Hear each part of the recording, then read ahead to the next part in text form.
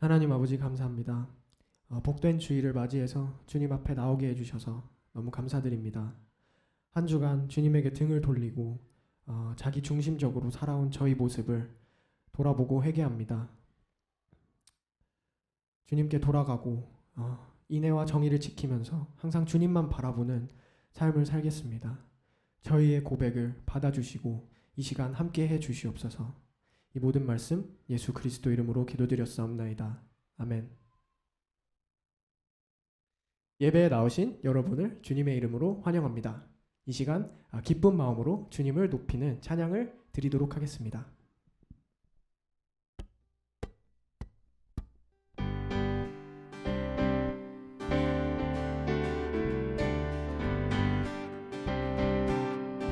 주의 이름 높이며 주의 이름 높이며 주를 찬양하나이다.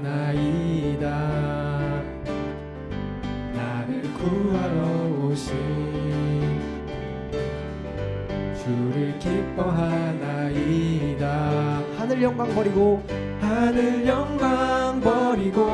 이 땅 위에 십자가를 지시고 죄 사했네. 무덤에서 일어나 하늘로 올리셨네. 주의 이름 높이리. 다시 한번 주의 이름 높이며 주의 이름 높이며 주를 찬양하나이다. 나를 구하러 오신 주를 기뻐하나이다. 다시 한번 주의 이름 높이며 주의 이름 높이며 주를 찬양하나이다. 나를 구하러 오신 주를 기뻐하나이다. 하늘 영광 버리고 이 땅 위에 십자가를 지시고 죄 사했네. 무덤에서 일어나 하늘로 올리셨네. 주의 이름 높이리.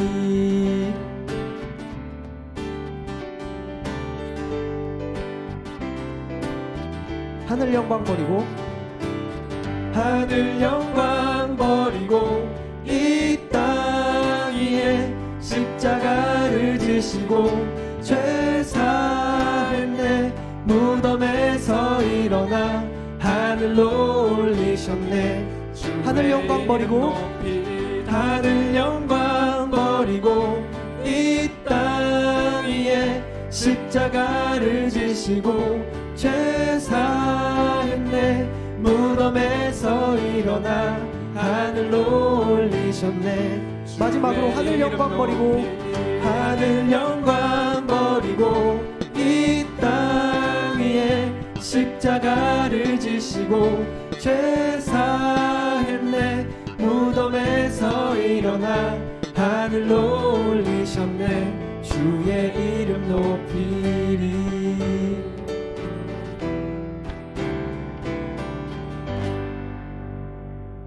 아멘.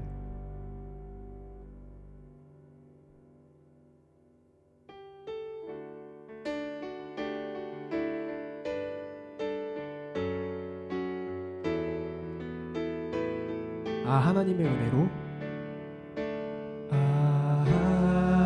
하나님의 은혜로 있을 데 없는 자 왜 구속하여 주는지 난 알 수 없도다. 내가 믿고 또 의지함은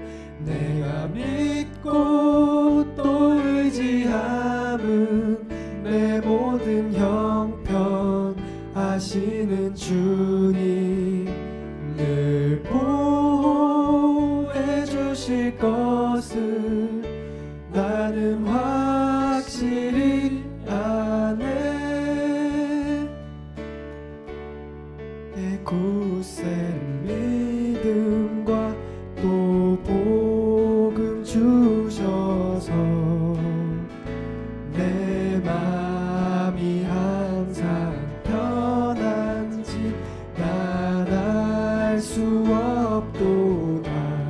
믿고 또 의지하면 내가 믿고 또 의지함은 내 모든 형편 아시는 주님 늘 보호해 주실 것을 나는 확실히 아네.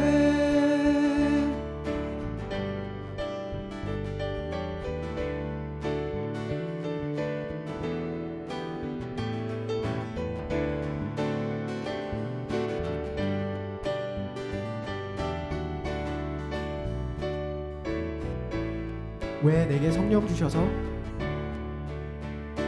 왜 내게 성령 주셔서 내 마음 감동해 주 예수 믿게 하는지 난 알 수 없도다. 주 언제 강림하실지 주 언제 강림하실지 밤에 홍낮에 또 주님 만날 그곳도 난 알 수 없도다.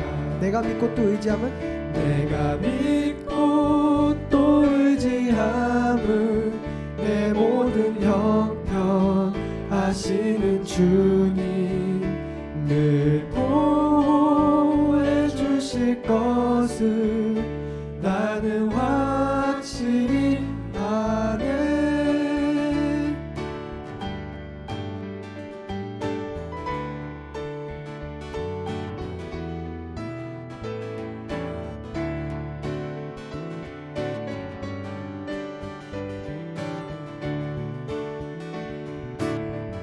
내가 믿고 또 의지함은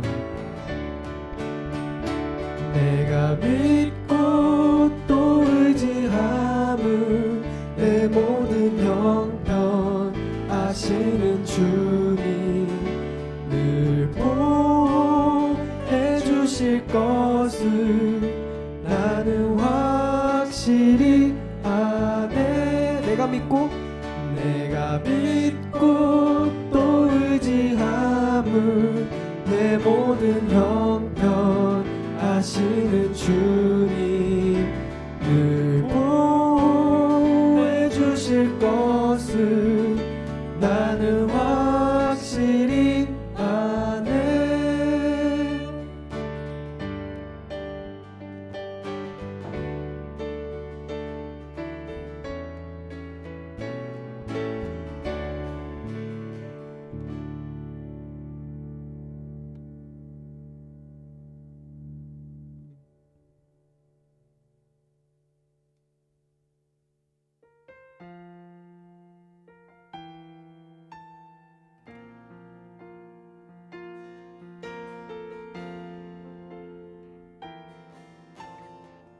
햇살보다 밝게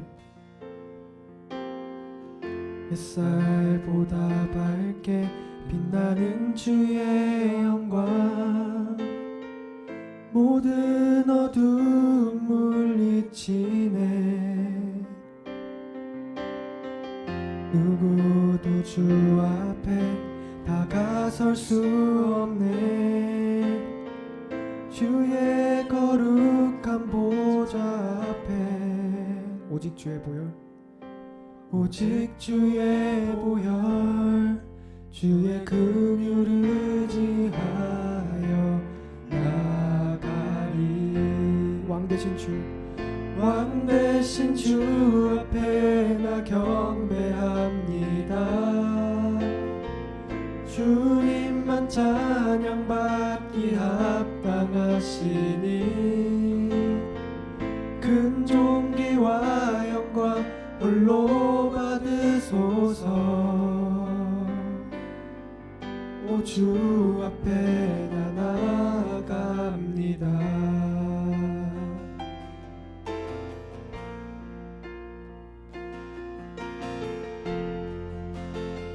다시 한번 햇살보다 밝게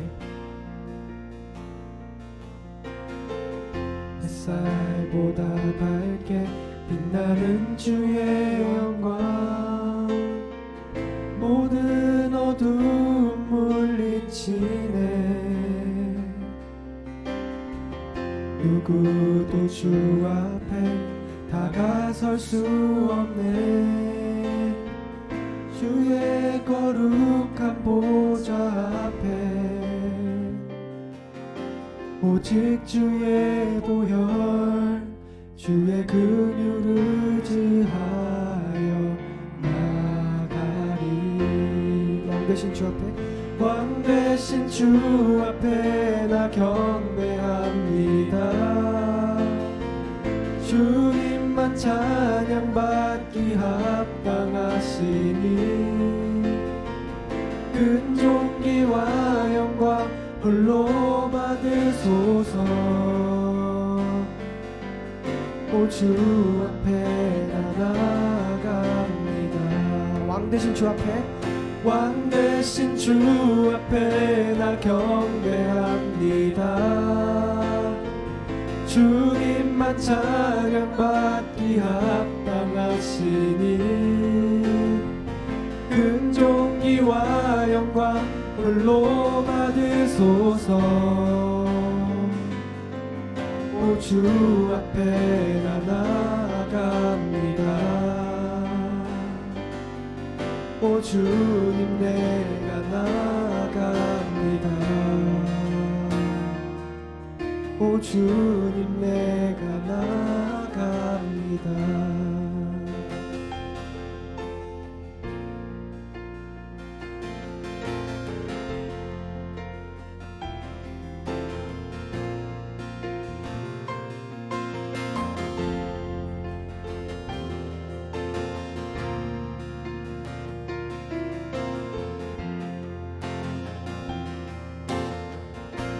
오직 주의 보혈, 오직 주의 보혈, 주의 긍휼을 의지하여 나가리. 왕 되신 주 앞에 나 경배합니다. 주님만 찬양받기 합당하시니 큰 존귀와 영광 홀로 받으소서. 오 주 앞에 나 나아갑니다. 왕 되신 주 앞에, 왕 되신 주 앞에 나 경배합니다. 주님만 찬양받기 합당하시니 큰 존귀와 영광 홀로 받으소서. 오 주 앞에 나 나아갑니다. 마지막으로 왕 되신 주 앞에 나 경배합니다. 주님만 찬양받기 합당하시니 큰 존귀와 영광 홀로 받으소서. 오 주 앞에 나 나아갑니다. 오 주님 내가 나아갑니다. 오 주님 내가 나아갑니다.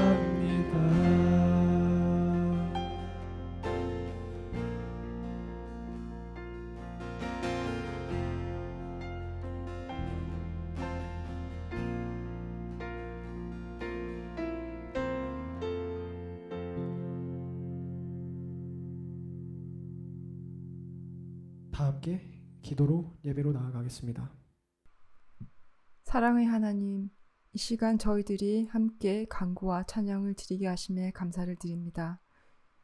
이 시간 특히 코비드 백신에 대한 희망과 변종 확산이라는 또 다른 고비를 함께 맞고 있습니다. 하나님의 지혜가 절실한 우리가 이 위기를 잘 극복할 수 있도록 한마음으로 기도하기를 원합니다. 지쳐가는 저희들 모든 일에 더 인내할 수 있게 하시고 만나지는 못하지만 가족과 이웃을 더 생각하고 기도할 수 있도록 해주시고 주님의 구원과 계획을 깨닫고 따를 수 있도록 인도해 주세요. 모두가 힘든 가운데 건강과 진로 문제까지 예상치 못했던 더 큰 시험과 난관을 지나는 주체들, 저희들 가운데 있습니다. 이들을 기억하고 사랑을 실천하기를 원합니다. 또 이들이 하나님의 말씀 속에서 빛을 찾고 겸손함을 배우는 가운데 담대하게 어려움을 헤쳐갈 수 있도록 보듬어 주시고 인도해 주세요. 코비드로 우리가 얼마나 약한 존재인지 알게 하시고 사랑하는 가족과 이웃이 얼마나 소중한지 알고 그동안 소홀했던 점을 돌아보고 회개하게 해주시고 혼란의 시간을 지나며 예배와 말씀의 소중함을 깨닫고 영적으로 깨어있는 저희들 될 수 있도록 하나님 도와주세요. 코비드 백신 개발과 보급을 담당하는 정부 지도자들과 의료인들에게 지혜와 축복의 역사가 일어나게 해주세요. 그리고 일선에서 환자를 진료하고 치료를 담당하는 의료진들도 보호해주세요. 코비드는 피할 수 없는 현실이지만 이를 통해 우리가 일상에서 감사하지 못했던 모든 일들을 다시 찾을 수 있도록 또 그 과정을 통해 영육이 더욱 강건해지고 하나님께 다가갈 수 있는 저희가 될 수 있을 줄을 믿고 감사드리며 예수님의 이름으로 기도드렸습니다. 아멘.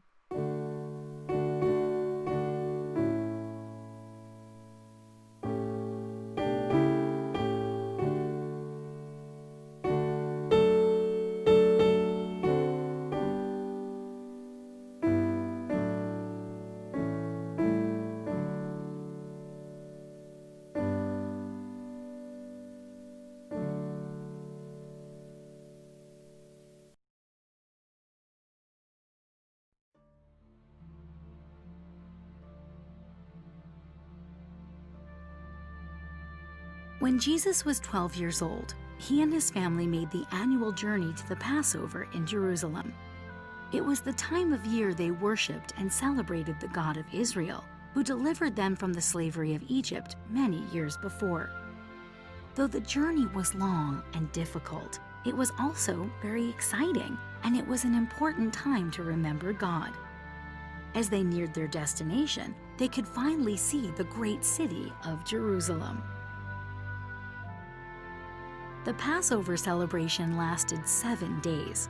At the end of the week, the caravan of family and friends all got back together to make the long trip back to Nazareth. What an amazing time of remembering all that had taken place. But the joy ended suddenly when Mary and Joseph realized that their boy, Jesus, was missing. He was not up front with his mother. He was not with his cousins and the other children, and he was not with the group of men trailing behind. He was just plain missing. Mary was deeply concerned. "Something is terribly wrong," she said to Joseph. "Jesus never wanders off alone. That boy is always where he should be." They quickly retraced their steps back to the city. For 2 days, they searched everywhere they could think of until there was only one place left to look. As they approached the temple back in Jerusalem, the sight of their son brought a welcome sigh of relief. And then they noticed something amazing. Their 12-year-old son was discussing the deep truths of Scripture with the leading teachers in Israel. All who heard him were surprised at how wise he was. He did not have the look of a lost child, but the calm look of a person with a purpose and a plan. After seeing this, Mary ran up to Jesus. "Why have you done this to us? Your father and I have been searching for you, and we were worried sick." Jesus kindly replied, "I have been here the whole time. Where else would I be but in my Father's house?" Mary and Joseph were puzzled by his reply, but they said no more. Jesus knew God was his Father and honored his authority by always obeying him.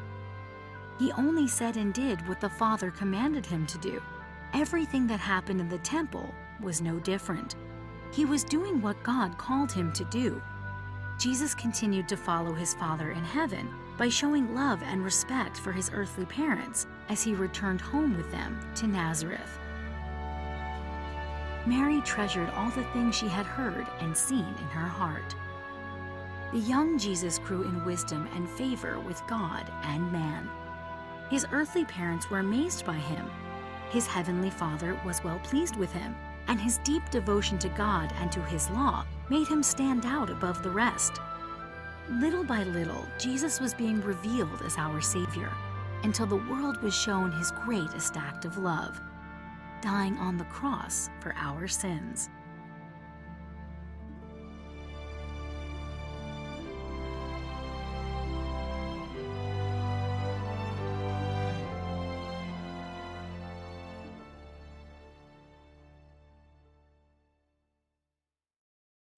Hi, I hope you had a wonderful Christmas with your family.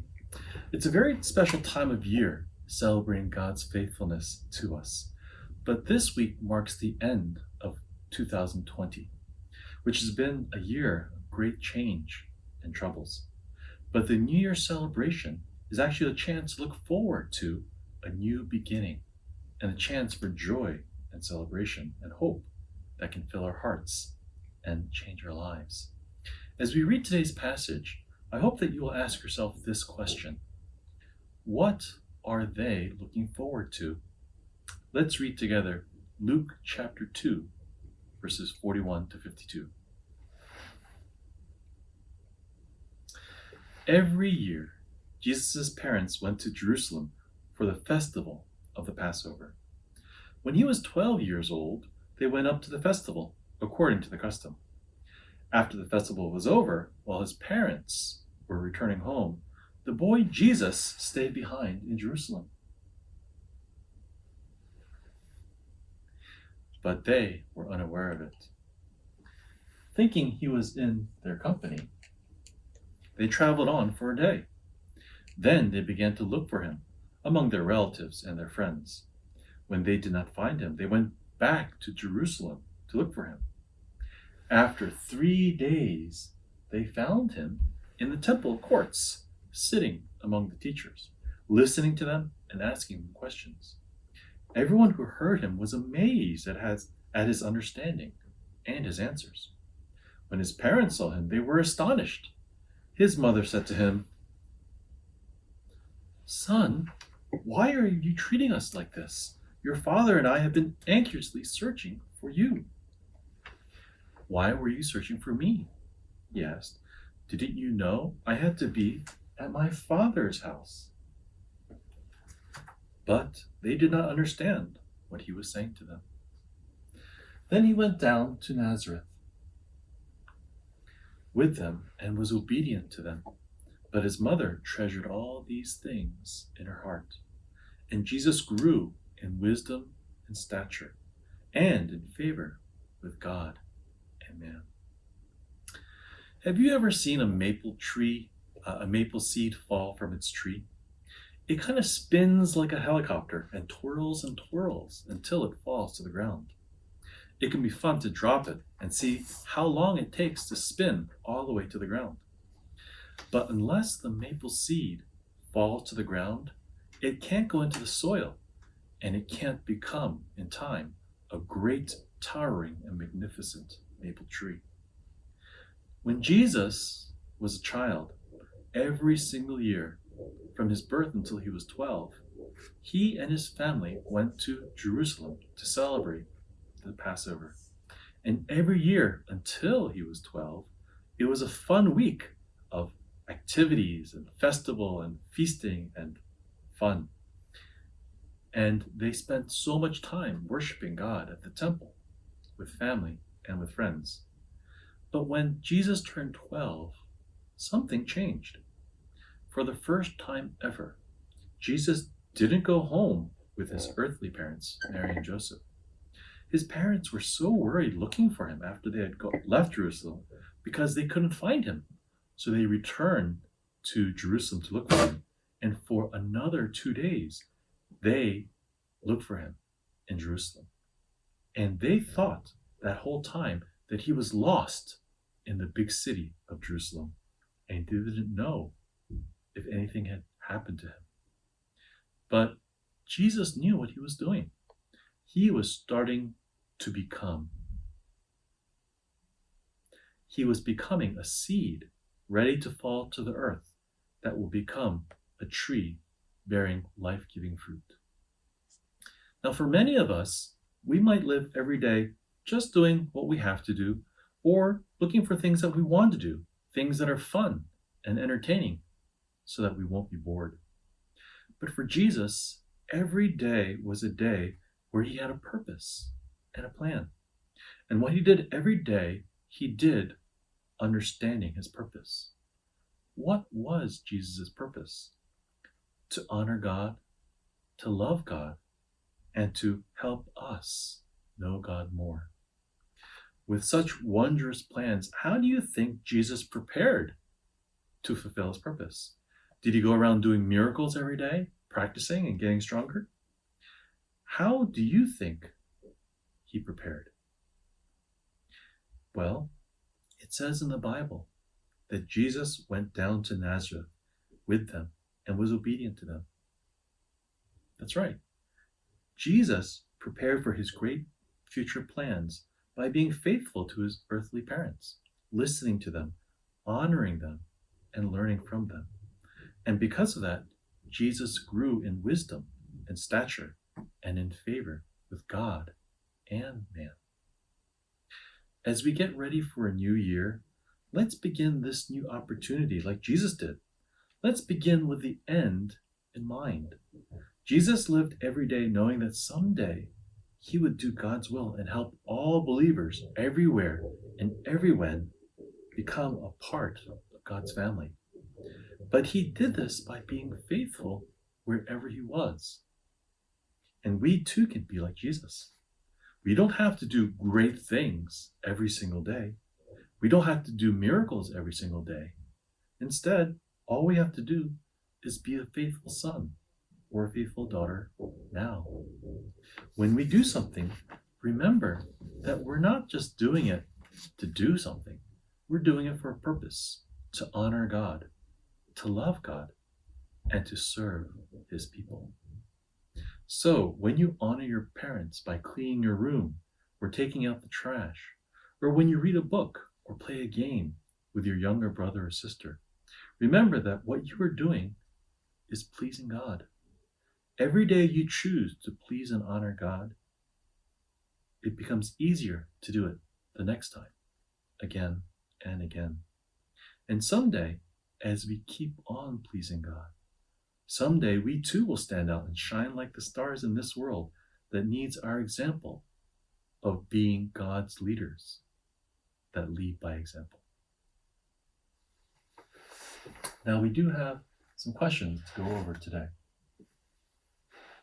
Where did Jesus and his family go to celebrate the Passover? Yes, they went to Jerusalem. How long did the Passover celebration last? Yes, 7 days. Where did Mary and Joseph go to look for Jesus? They retraced their steps back to the city of Jerusalem. How long did Mary and Joseph search for Jesus? They searched for an additional 2 days.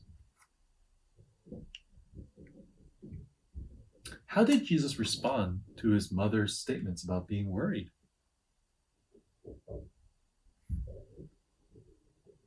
He said that he had been in his Father's house the whole time. How did Jesus show his obedience to his Father? He said and did only what his Father commanded him to do. What made Jesus stand out from the rest? His deep devotion to God and to God's law. Here are some questions that I'd like you to think about, maybe throughout the rest of this day and maybe throughout the week. What are some ways that we can honor God's authority? And what are some ways that we can grow in favor with God and man? Today's idea is that Jesus grew in favor with God and men, and so can we. And the memory verse for today comes from Luke chapter 2, verse 49. And he said to them, "Why were you looking for me? Did you not know that I must be in my Father's house?" Let's pray. Heavenly Father, we thank you that you are a God of new beginnings and that you give us new hope and a new joy, that we will be able to honor you and love you each and every day.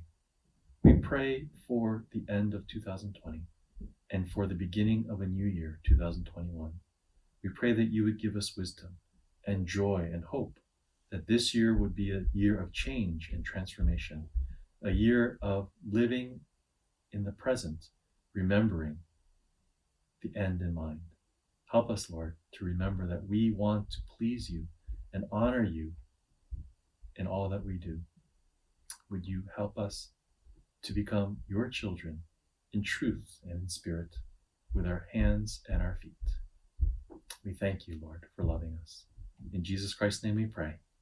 Amen. 교회 소식입니다. 예배에 참석하신 모든 분들을 주님의 이름으로 환영합니다. 2020년 남은 기간 동안 아래의 기도 제목을 한마음으로 기도하여 주시기 바랍니다. 주일 예배는 추후 변동사항이 있기까지 기존과 같이 12시 45분부터 온라인으로 드려집니다. 헌금은 수표나 온라인 헌금 사이트를 통해 보내주시기 바랍니다. 오늘은 선교 헌금이 있습니다. 후원 선교지는 다음과 같습니다. 새해 기도 제목을 작성하신 분은 이메일이나 카톡으로 담임 목사님께 보내주시기 바랍니다. 한 해 동안 주님의 몸된 교회를 위해 섬겨주신 수고에 감사를 드리고 주님의 위로와 평강이 넘치기를 기도합니다. 송구영신 예배는 12월 31일 저녁 9시에 줌으로 함께 드리도록 하겠습니다. 줌을 통해 소식들과 인사를 나눌 목장들은 영상이나 사진을 안성훈 장로님께 보내주시기 바랍니다. 2021년 NIBC가 온라인으로 진행되오니 기도와 많은 참여 부탁드립니다.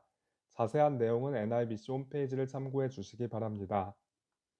2021년 성경 일독 3기를 모집합니다. 연락은 담임 목사님께 부탁드립니다.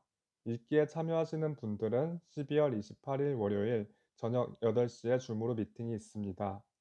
매주 토요일 중고등부가 큐티 나눔과 기도 시간을 가집니다. 매일 새벽 예배는 생명의 삶 순서에 따라 기도드리시기 바랍니다. 곽태준, 노아림 집사 가정이 보스톤으로 이주합니다. 축하해 주시고 기도해 주시기 바랍니다.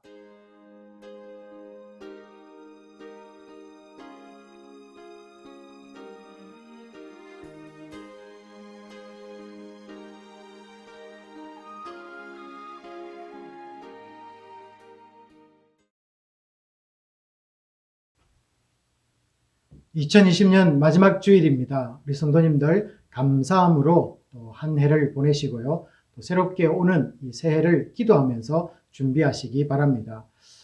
우리 성경 일독 3기가 1월 1일부터 새롭게 시작됩니다. 이번에는 10장 그리고 5장 이 두 팀이 새롭게 운영이 됩니다. 함께 하셔서 더욱 하나님의 은혜를 알아가는 시간 되시기 바랍니다. 이 시간에는 좀 서운한 소식을 한 가지 나누도록 하겠습니다. 우리 각태준, 노아림 집사님, 우리 세연이, 시온이네 가정이 보스턴으로 가게 됩니다. 우리 각태준 집사님은 교회 조명과 음향을 맡아주셔서 수고하셨고요. 또 노아림 자매님은 이타카 여성 성경 공부 이 알림이로도 수고해 주셨습니다. 이 가정을 축복하며 우리 함께 기도하도록 하겠습니다. 기도하시겠습니다. 아버지 하나님, 이 부부가 또 새로운 곳을 향해 나아갑니다. 믿음의 부부 되게 하여 주시옵시고 주님과 동행하는 부부가 될 수 있도록 축복하여 주시옵소서.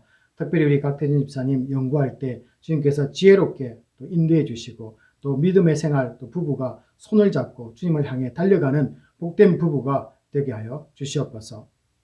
우리 세연이 또 시온이 두 자녀들 아버지 건강하게 또 자랄 수 있도록 하나님이 함께하여 주시옵소서. 모든 것을 맡깁니다. 주님께서 인도하시는 그 모든 삶 속에서 하나님 영광 돌리는 복된 가정 될 줄 믿으며 우리 주 예수 그리스도 이름으로 축복하며 기도합니다. 아멘.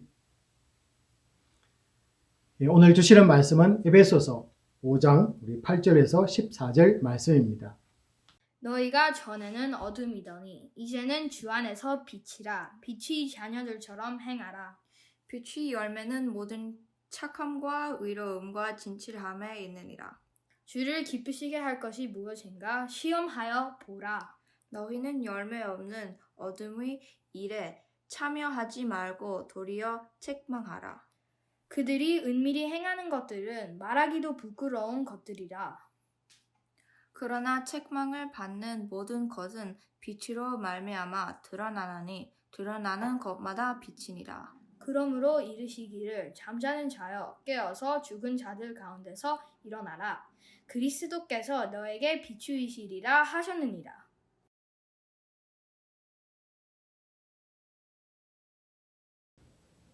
한 해를 보내는 마지막 주일입니다. 학생 그리고 직장인 주부로서 한 해를 되돌아보는 시간들을 가졌을 텐데요. 올해 초 세웠던 이 계획들은 얼마나 여러분들 성취하셨습니까?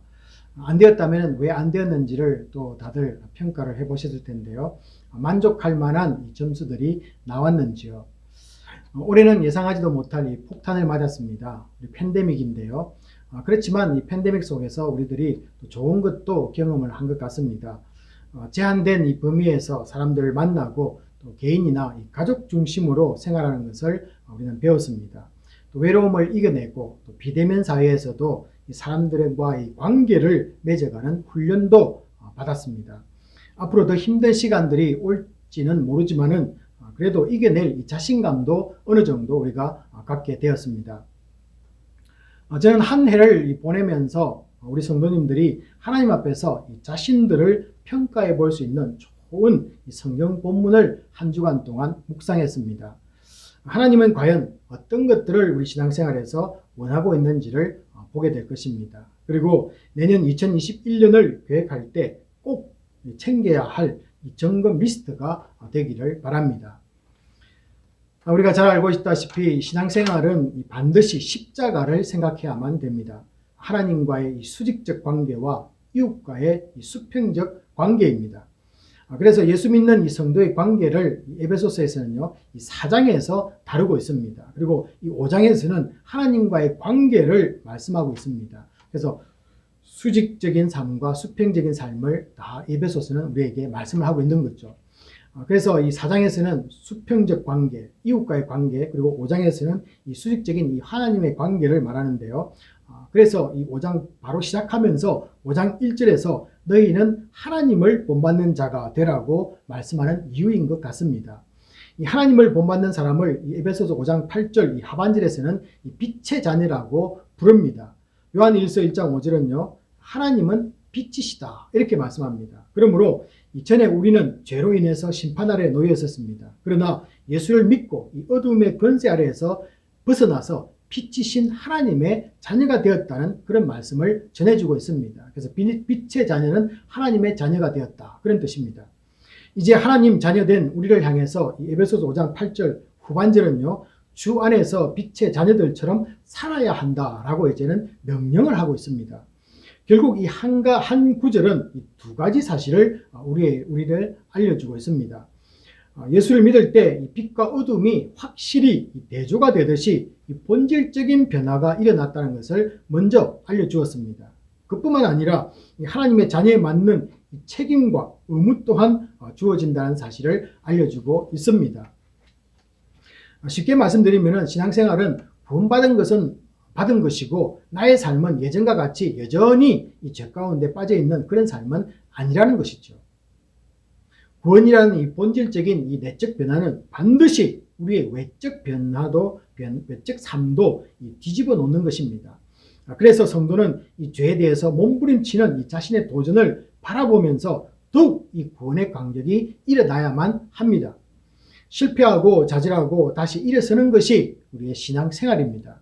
그리고 그 속에서 예수를 닮아가는 이 나를 발견하며 어느 날 예수 믿기 전과 다르게 변한 나를 보는 것이죠. 예를 들면 이런 것입니다. 팬데믹 동안 다들 힘들었지만 그래도 주의 말씀 한 구절이 나에게 힘이 되었어. 아니면은 찬양을 듣는데 너무 은혜가 되어서 우리 목원들과 함께 나누기 위해서 카톡방에 올려서 함께 공유했습니다. 이런 경험이 되겠죠. 여러분들, 여러분의 삶의 변화된 모습을 조그마한 것에서 발견하고 있느냐라는 것입니다. 힘든 일이 다가오면은 우리 하나님과의 관계가 우리 성도님이라 할지라도 잠시 중단될 수는 있습니다. 하지만은 빠르게 깨닫고 다시 말씀으로 돌아가는 우리 삶이 있어야만 되겠죠. 아니면은 그냥 예전과 같이 내리막길을 달리고 있는 중이십니까? 누군가 나에게 이 마음을 상하게 하는 말을 들어서 시험이 왔을 때 조금은 우리가 움츠리지만은 다시 이 평강의 마음으로 돌아가려는 이 회복력이 우리 가운데 있는지요. 그리고 두 번 다시 만나고 싶지도 않고 교회에 나오는 것조차 싫을 때 내 감정을 따라가지 않고 이 주님의 마음으로 다시 형제 자매를 바라보는 경험들이 있어야만 합니다. 우리 가운데 초신자들도 있지만요, 대부분 우리 예수 믿은 지 어느 정도 되시는 분들입니다. 힘들면은 좌절하고 또 사람에게 시험 들면 용서 못하는 그런 모습을 이제는 지겨워해야만 한다는 것입니다. 이런 태도를 갖는 것이 바로 에베소서 5장 14절에서는요, 잠에서 깨어나는 것이다 이렇게 말하고 있습니다. 힘든 상황, 기분 나쁜 상황을 만나면은 그냥 내 감정대로 따라가는 삶에서 깨어나는 것입니다. 우리가 깨어날 때요, 감정도 깨어나야 되고 우리의 이성도 깨어나고 우리의 의지도 깨어나야 되는데, 먼저 내 감정을 우리가 정당화시키기 위해서는요, 어떻습니까? 실수한 사람들이나 또 잘못한 사람들에 대해서 그 잘못한 것을 지적하고 정당화시키는 우리의 이 의지력도, 우리의 이 지적인 면도 깨어나야만 되는 것입니다. 감정과 지적인 판단에 따라 행동하는 우리의 의지 또한 십자가 밑에 완전히 내려놓는 것이 신앙생활입니다. 예수 믿지 않는 사람들도 이 자신의 최종 결단과 행동들이 나오기까지 심사숙고했다고 대부분 말합니다. 하지만은 그분들은 이 마지막 단계인 십자가 앞에서 서지를 않습니다. 주님 말씀 앞에 내 감정, 내 지적인 판단, 그리고 의지적 결단을 비춰보지를 않는다는 것이죠. 그래서 인격과 신앙은 좀 다른 것 같습니다. 인격은 아무리 고귀하다 하지만은 인간 자신이 가장 높은 자리에 앉습니다. 모든 영광은 그 고귀한 인격을 가진 나에게 돌려진다라는 것이죠. 그러나 신앙은요, 내 위에 주님을 모시는 삶입니다. 나의 감정과 이성과 의지를 죽일 수 있어야만 신앙입니다. 말씀대로 사는 것이고 그것이 하나님의 자녀다운 삶이라는 것입니다.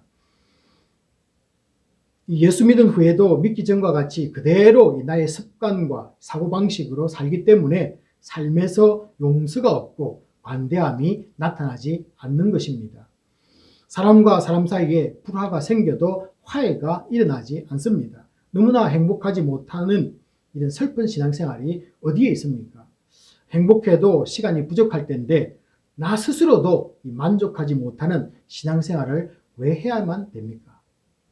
예수를 믿는 것은 이 어둠에서 빛으로 완전히 나온 사람들입니다. 나를 기쁘게 하는 삶에서 주를 기쁘게 하는 사람들로 우리는 변했습니다.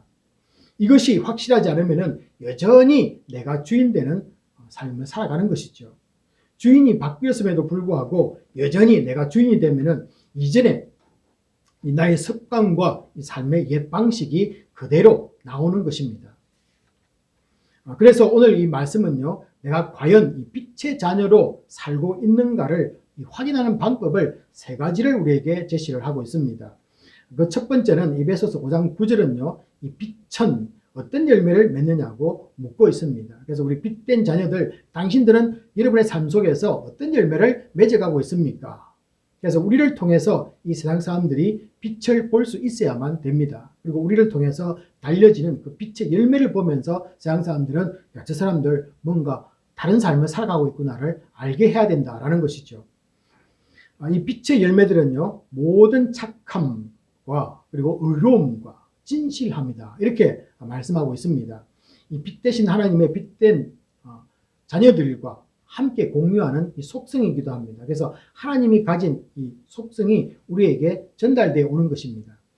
이것들이 잘 이해가 안 되시면요, 에베소서 4장 31절에서 이 언급되는 어두움의 열매들, 이것을 보시면 잘 이해가 됩니다. 그래서 어두움의 열매는요, 모든 악독과 노함과 분냄과 떠드는 것과 비방하는 것들, 이렇게 말씀하고 있습니다. 그래서 이 빛의 열매와 이 어두움의 열매가 완전히 이 대조를 이루는 모습을 우리에게 보여주고 있습니다. 그런데 이 어두움의 열매를 중에서요, 뭐 다른 것들은 좀 이해가 갑니다. 그런데 이 모든 악독은 무엇이 악한 것인가를 좀 구체적으로 좀 봐야 되고 설명이 좀 필요한 것 같습니다. 그래서 이 모든 악독은 모든 착함과 이 대조를 이룬다라고 말씀드렸지 않습니까? 자, 그러면은 먼저 이 착함이라는 것은, 여기서 나오는 착함이라는 것은 우리는 다르게 말하면은 선으로 보시면 되겠습니다. 여러분, 선이 무엇인가를 알면은 악이 자연스럽게 우리가 알게 되겠죠. 왜냐하면요, 이 어두움의 열매와 빛의 열매를 이 대조를 이루고 있다는 것입니다. 그래서 이 모든 악한 것이 무엇인가를 알기 위해서는 뭐 그것을 구체적으로 파기보다는 선이 무엇인가를 알면은 자연스럽게 이 악이 드러나게 되어 있다라는 것입니다. 자, 여러분, 우리가 잘 알다시피 선이 무엇입니까? 첫째는 하나님 한 분, 그분이 선하시고요. 두 번째는 이 그분의 입으로 나오는 말씀, 그리고 세 번째는요, 그대로 하나님 말씀이 그대로 이루어지는 것이 우리가 선이다라고 이렇게 말했습니다. 자, 그렇다면은 악한 것은 무엇이 되겠습니까? 하나님 아닌 영적 존재나 우상들, 뭐 이런 것들을 섬긴다든지 따른다든지 뭐 이런 것에 해당되지 않겠습니까? 그리고 두 번째는 하나님의 입에서 나오는 말씀이라고 했습니다. 그렇다면 악은 무엇이겠습니까? 인간적인 사고나 철학, 세계관, 하나님의 입에서 나오지 않은 그 모든 피조물들에서 만들어진 사고 체계, 신앙관, 뭐 이런 것들을 말하겠죠. 그다음 세 번째는 우리가 말씀이 그대로 이루어지는 것이 선이라고 말했는데요. 그렇다면 악은 무엇이겠습니까? 하나님의 뜻을 알고도 실천하지 않는 것, 하나님의 말씀이 이루어지는 것을 방해하는 삶, 뭐 이런 것들이 악한 삶이다. 이렇게 자연스럽게 우리가 이 악함이 무엇인가를 알 수가 있습니다. 착함, 이 선에 이어서요. 다음은 의로움입니다. 우리가 의라고 말하는 것, 너무나 잘 알고 있는데요. 이것은 하나님이 택한 자신의 사람들과의 이 바른 관계가 이루어진 상태, 그러니까 하나님과 우리 인간 사이에 어떤 것이 올바른 관계인가라는 것입니다. 어떤 관계입니까? 인간은 하나님 앞에서 바른 관계는 의의 관계, 즉 죄 없음의 관계입니다. 그래서 하나님과 우리 인간 사이에 바른 관계다라고 말할 때는요, 다른 것이 나타나는 것이 아니라 죄 없는 모습, 이것이 하나님이 우리를 향하신 바른 것, 그것이 맞다라는 이런 말씀을 해주시는 거죠. 자, 이것이 거듭난 사람들의 하나님과의 올바른 관계인데요. 사람이 스스로 행하는 의는 온전하지 못하지만은 하나님이 원하는 것에 도달할 수가 또한 없습니다.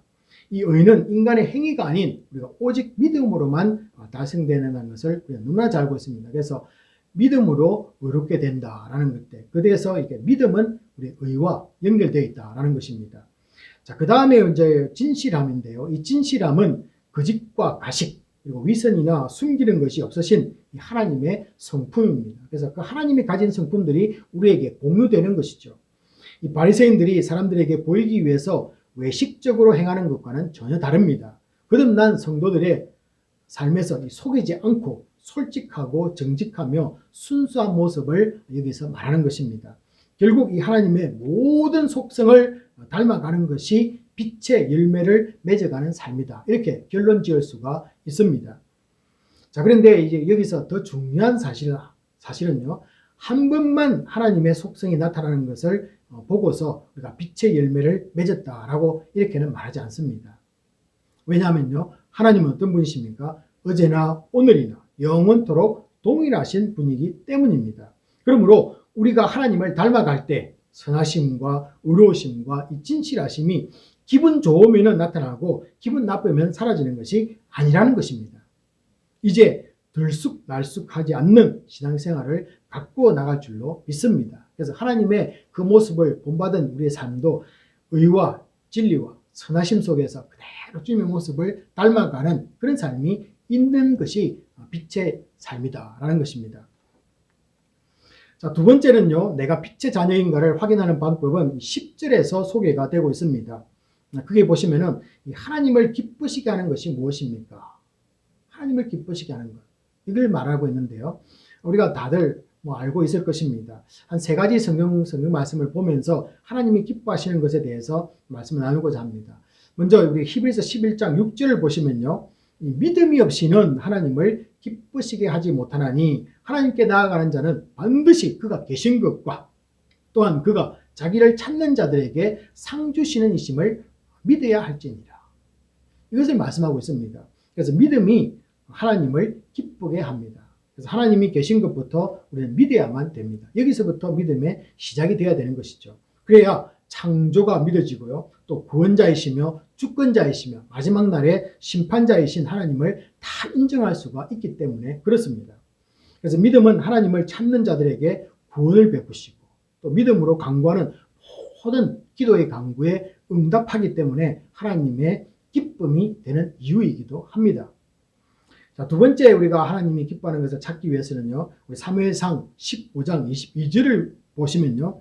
여호와께서 번제와 다른 제사를 그의 목소리를 청종하는 것을 좋아하심 같이 좋아하시겠나이까? 순종이 제사보다 낫고 듣는 것이 숫양의 기름보다 나으니라 라고 이렇게 말씀하고 있습니다. 그래서 하나님 아버지도 이 세상의 부모님들처럼 자녀들이 하나님 말씀을 경청하고 순종하는 자식을 당연히 좋아하신다라는 것입니다. 자, 이제 세 번째 성경 구절은요. 하나님은 에스겔 33장 11절에 의하면은 나의 삶을 두고 맹세하노라. 나는 악인이 죽는 것을 기뻐하지 아니하고 악인이 그의 길에서 돌이켜 떠나 사는 것을 기뻐하노라. 이렇게 말씀하고 있습니다. 이 본문이 무엇을 말하고 있습니까? 하나님이 기뻐하는 것은요. 악을 행하는 자가 그 죄로부터 돌이켜서 회개하고 구원받는 것을 기뻐하십니다. 그래서 이 세상 사람들이 심판받기를 원하는 것이 아니라 그 심판 가운데서 생명을 얻어 영생을 얻기를 원하시는 것. 구원받기를 원하는 것이 하나님의 기뻐하는 뜻이다 라는 것을 우리에게 전달하고 있습니다. 빛된 이 성도의 삶을 궁극적인 목적은요. 우리 자신이 되어서는 안 됩니다. 주를 기쁘시게 하는 것이 무엇인가? 바로 이것입니다. 오직 이것만 고민하는 사람이 되어야만 합니다. 이 고린도전서 10장 31절은요. 이렇게 말합니다. 그런즉 먹든지 마시든지 무엇을 하든지 다 하나님의 영광을 위해 하라. 여러분 오늘 영광을 위해서 모든 것을 해야 되는데 어디부터 시작하고 있습니까? 먹는 것에서부터 시작하라. 왜 먹는 것에서부터 시작될까요? 이 지극히 사소해 보이는 이 먹는 것부터 시작해서 모든 것에 해당된다는 그런 뜻이 되겠습니다. 우리가 여기까지 이 말씀을 듣다 보면요. 이 크리스찬이 되기 전에 다른 종교를 가진 분들도 있을 것입니다. 그리고 성도가 세상을 보아도 분명 믿지 않는 세상 사람들 속에도 착함과 의로움과 진실이 보입니다. 예수 믿지 않는 분들도 바르게 사시는 분이 많다라는 뜻이죠. 자, 우리만의 독점물이 아니라는 것입니다. 그러면 이것은 어떻게 설명할 수 있을까요? 혼돈스러워하는 분들이 계시는데요. 그러나 분명 여러분 차이가 있습니다. 세상은 그들이 주장하는 목적이 전혀 다릅니다. 그들은 자신의 양심과 이 도덕성을 만족시키기 위해서입니다. 그런데 성도는 나를 위해서가 아니라 하나님을 위해서 때로는 우리의 욕구와 맞지 않을지라도 하나님의 영광을 위해서 내가 그것을 순종한다는 것입니다. 굴복한다는 것입니다. 그것을 따라간다는 것입니다. 이것이 세상과 우리의 모습의 차이점이 되겠죠. 세상은 절대 하나님 앞에 굴복하지 않습니다. 자신의 의를 드러내는 것이죠. 자, 그러므로 하나님의 영광을 위해서 얼마나 나의 것을 굴복시키며 사느냐가 이 빛의 열매가 얼마나 맺느냐를 결정짓는 것입니다. 한 번도 주님을 위해서 내 것을 포기한 적이 없다면 내게서 드러나는 착함, 의로움, 진실은 전부 나를 만족시키기 위함이요. 내가 훌륭한 사람이라는 사실을 보이기 위함이요. 내가 속한 이 종교적인 생활에 만족하는 삶일 뿐입니다. 그래서 이것을 우리는 성경에서는 자기의 의를 드러낸다 이렇게 말하고 있습니다. 모든 것이 자기를 드러내는 의에 해당되는 것이죠. 하나님은 아무것도 없다는 것입니다. 자, 이제 이 빛의 자녀의 이 마지막 특징은요. 에베소서 5장 14절에 의하면은 잠에서 깨어나는 일이라고 우리에게 말씀하고 있습니다. 여러분, 잠에서 깨어나는 것이 빛된 자녀의 모습이라는 것입니다. 빛이 왔으니까 당연히 아침이 오면 어떻습니까? 일어나야 된다. 그런 의미가 우리에게 전해집니다. 자, 먼저 잠에서 깨어나는 것입니다. 잠자는 사람은 그러면 누구일까요? 물론 우리가 이 잠자는 것을 우리가 가장 먼저 생각할 것은 하나님과 분리되어 있는 구속받기 전에 모든 사람을 의미할 것입니다. 믿기 전에 우리의 모습이겠죠. 자, 그런데 우리가 잘 알다시피 이 에베소서 우리가 4장부터 6장은 구원받은 성도의 삶에 대해서 집중적으로 이야기를 하고 있습니다. 자, 그런데 이 불신자를 가리킨다면 뭔가 지금 흐름 속에서 문맥상 맞지가 않습니다. 그러므로 이 잠자는 자는 성도를 말하는 것이 맞습니다. 성도가 잠을 자는 것이죠. 자, 그런데 왜 성도를 잠자고 있는 이 불신자 취급을 하고 있느냐라는 것입니다. 그 답은 이 에베소서 5장 11절이 제공해 줍니다. 이미 주님을 알고 따르고 믿는 자들이 여전히 열매 없는 어둠의 일에 참여하고 있기 때문에 우리를 잠자는 자다, 이렇게 말하고 있는 것입니다.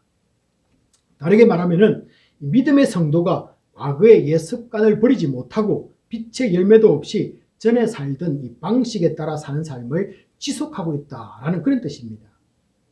물론 믿음 생활에도 이 관성의 법칙이 있다는 것 저도 인정합니다. 저도 예수 믿고 난 뒤에 하루아침에 바르게 변한 사람은 아니기 때문에 이것 인정합니다. 예수 믿기 시작해도 바로 변하지 못하는 사람도 있습니다. 여러분, 이것을 문제 삼는 것이 아닙니다. 오히려 주 안에 살면서도 이 성화의 삶에 대한 도전을 잃어버린 사람들을 가리키는 것입니다. 성경 말씀을 그분들은요, 배우면서도 계속 의심해 가고요, 또 조금만 힘들고 서운한 것이 생기면 그 자리에서 무너지고 마는 것입니다. 전에 불신자였을 때와 별 다른 바가 없다는 것입니다. 그래서 이 에베소서 5장 14절에서는 이 잠자는 사람이 죽은 자들 가운데서 잔다라고 이렇게 표현하는 것입니다. 그래서 잠자는 것은 옛날의 내 모습과 같이, 그래서 당신의 삶이 잠을 자고 있다, 옛날 그 모습대로 살고 있기 때문에 당신은 죽은 자들 가운데서 잠을 잔다, 이런 표현을 쓸 수밖에 없겠죠. 과거에 믿기 전 죽은 자였을 때 하던 그 삶을 그대로 하고 있다는 뜻이 분명해집니다. 에베소서 5장 12절은요, 이것을 어떻게 좀 더 상세하게 말하고 있냐면은 은밀히 행하는 것이며 말하기도 부끄러운 것이라고 우리에게 말하고 있습니다. 은밀히 행하는 것이며 말하기도 부끄러운 것이다. 여러분이 볼 수 없는 우리의 마음에서 일어나는 이 악한 생각들, 미움, 시기, 질투, 열등감, 또 반대에 있으면 어떻습니까? 우월감을 가지는 것, 또 아니면은 남을 용서하지 않는 마음들이 여기에 다 해당되겠죠. 또 정욕적인 마음도 여기에 포함될 수 있겠습니다. 아직까지도 내 삶 속에서 이런 것들이 행해지고 있다면 에베소서 5장 13절처럼 책망을 받아야만 합니다. 자, 오늘 이 책망이라는 단어가 나오는데요, 이 말을 들을 때 죄악된 사람들의 이 부끄러운 행동들에 대해서 험담을 하고 비난하는 것으로 오해해서는 안 됩니다. 오늘 여기 나오는 이 책망이라는, 이 책망받다라는 것은요, 어떤 뜻이냐면은 빛으로 가져오다, 또 아니면 밝히 드러내다, 그런 의미가 있습니다. 그래서 빛이 비춰지면은 어두움이 사라지고 그 속에 숨겨왔던 이 악한 것들이 밝혀 보여지는 것과 같은 그런 의미가 전달되고 있습니다. 여러분, 우리가 성도가 이 악함을 드러내는 이유는 무엇입니까? 회개하기 위함입니다. 성도는 이 남의 잘못이나 죄를 드러내는 이유는 나는 당신보다 더 의롭게 산다는 것을 자랑하기 위해서가 아닙니다. 더구나 남에게 핀잔을 주고 정죄하기 위함도 되어서는 안 됩니다. 죄지은 자로 하여금 자신의 죄를 깨닫고 주님과의 관계를 다시 회복하도록 이끌어주기 위함이라는 것을 분명히 말씀하고 있습니다. 이 어두운 일에 관여하고 있는 나를 바라보게 하기 위함입니다. 그리고 얼마나 불행한 결과를 가져오게 되는 것을 알려주기 위해서 드러낸다라는 것이죠.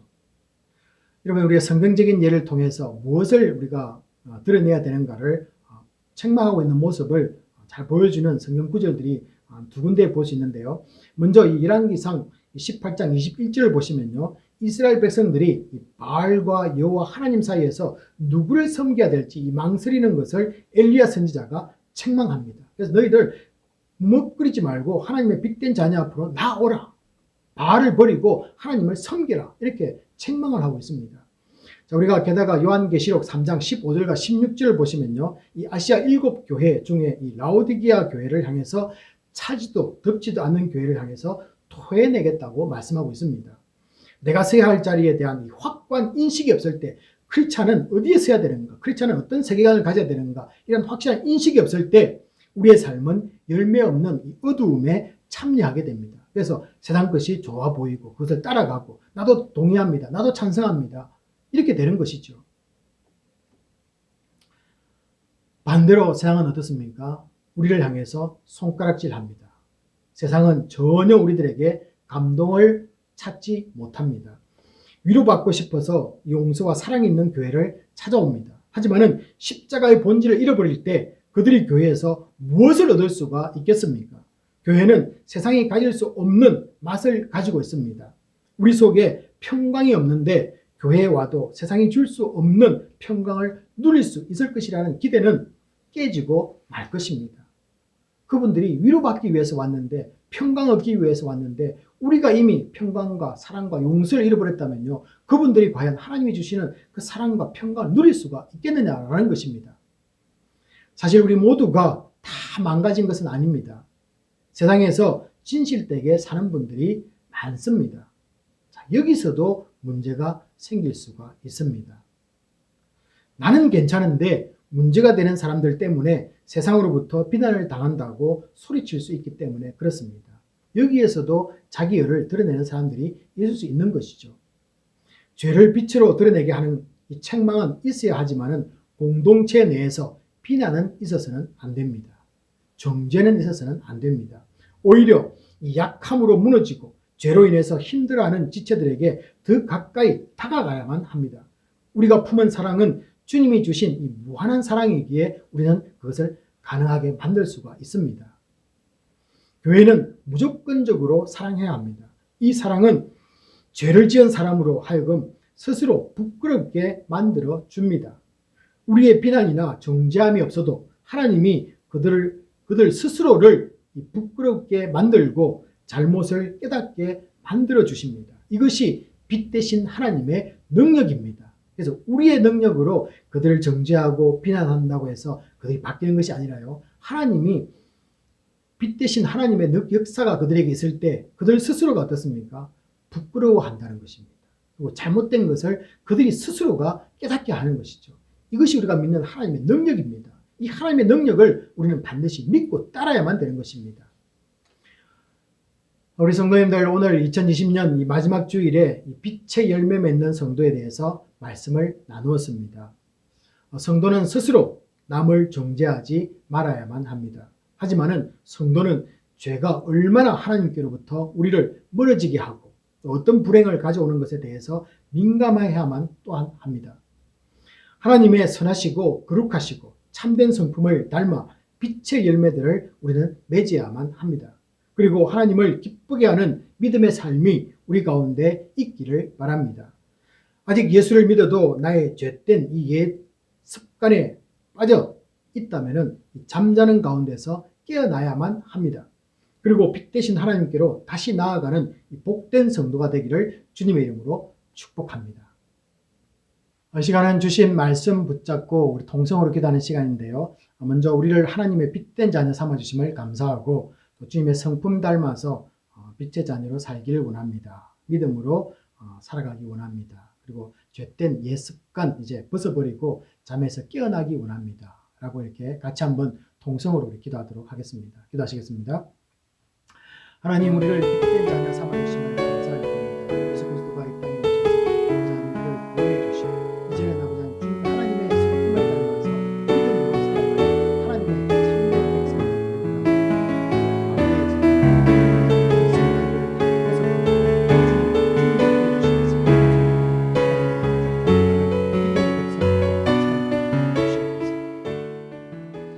아버지 하나님, 우리를 하나님의 빛된 자녀 되게 하심을 감사를 드립니다. 이제는 아버지 하나님, 하나님의 성품 닮아서 믿음으로 살아가는 성도가 되게 하여 주시옵소서. 세상으로부터 손가락질 당하지 않도록 도와주시고 우리 속에 있는 아버지 미움과 다툼과 시기와 질투와 우리의 죄된 옛 모습의 습관들을 다 벗어버리고 하나님만이 기뻐하는 그 삶을 살아드리려고 노력하는 추구하는 믿음의 성도가 되게 하여 주시옵소서. 세상으로부터 이제 손가락질 당하는 교회가 아니라 이제는 그들을 빛으로 인도하는 하나님의 백성이 될 수 있도록 우리를 축복하여 주시옵소서. 모든 것을 감사드리며 우리 주 예수 그리스도의 이름으로 기도합나이다.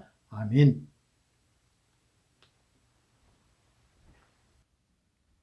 있는 자리에서 모두 일어나 본 헌금과 축도로서 예배를 마치도록 하겠습니다. 은혜 가운데 한 해를 보내게 하심을 감사드립니다. 힘든 시간에도 풍성함 있게 도우신 하나님의 은혜를 기억합니다.